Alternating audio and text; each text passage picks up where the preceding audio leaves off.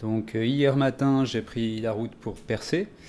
Donc sur la route, j'ai rencontré Antoine, un autre autostoppeur qui s'y rendait aussi. On a poursuivi notre aventure ensemble, on s'est empressé d'aller voir le Rocher Percé en contrebas du village. Puis on a été se poser dans un bar, donc lui avec sa tente et son sac de couchage, vu qu'il voyage comme ça.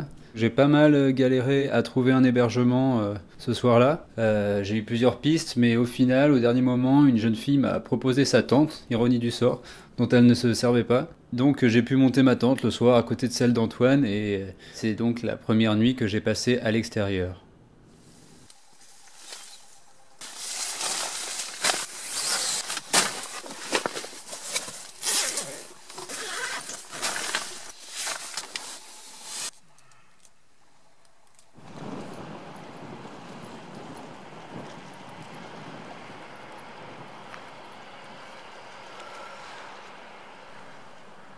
Le réveil ce matin a été assez difficile, la nuit n'a pas été très reposante, c'était assez inconfortable car j'avais que mes vêtements pour dormir et en plus il a fait très très froid cette nuit-là, donc c'était une nuit assez difficile.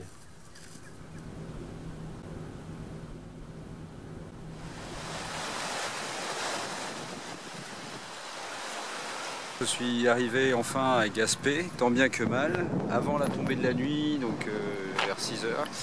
Et donc je suis venu avec mon ami Antoine, que je vais quitter ce soir, puisqu'il a un itinéraire différent demain matin en termes de visite à Gaspé. Nos aventures se sont croisées et nous avons partagé 2 jours ensemble. On a fait une petite randonnée ce matin à la rivière du Portage, dite la rivière d'Émeraude, due à sa couleur, et où il y a des petites chutes d'eau sympas. Et nous avons pu faire tous les deux du stop, bien que lui ait été pris avant moi, car moi j'ai attendu 3 heures. Donc j'ai pu trouver un hébergement auprès de personnes qui travaillent dans un bar à Gaspé. Ils terminent le boulot ce soir et ils rentrent. C'est des gens qui me proposent de travailler un peu pour eux, donc ça s'appelle du woofing, et en échange de pouvoir être logé, nourri, blanchi, pendant même plusieurs jours, pendant 2-3 jours, ce qui me permettrait de profiter de mes journées comme il se doit, sans avoir à chercher à chaque fois, à chaque soir, un endroit où dormir. Voilà. J'ai mon petite vidéo. Et donc je vais essayer de retrouver leur appartement ce soir parce qu'en fait ils n'ont pas de quoi m'emmener, leur voiture est pleine. C'est environ 15 km, donc je peux pas forcément y aller à pied. Je vais essayer de trouver une voiture qui va dans cette direction. C'est la première fois que j'entreprends de faire du stop de nuit.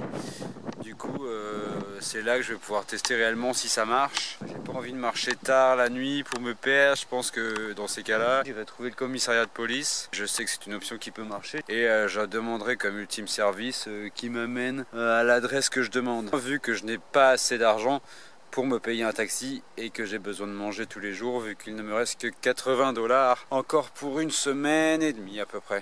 Donc je prends toutes les options de solidarité de toute personne, ici même à Gaspé et au-delà. Mais ça va bien se passer parce que j'adore l'aventure et que j'ai foi en la nature humaine. Voilà, donc je continue mon parcours.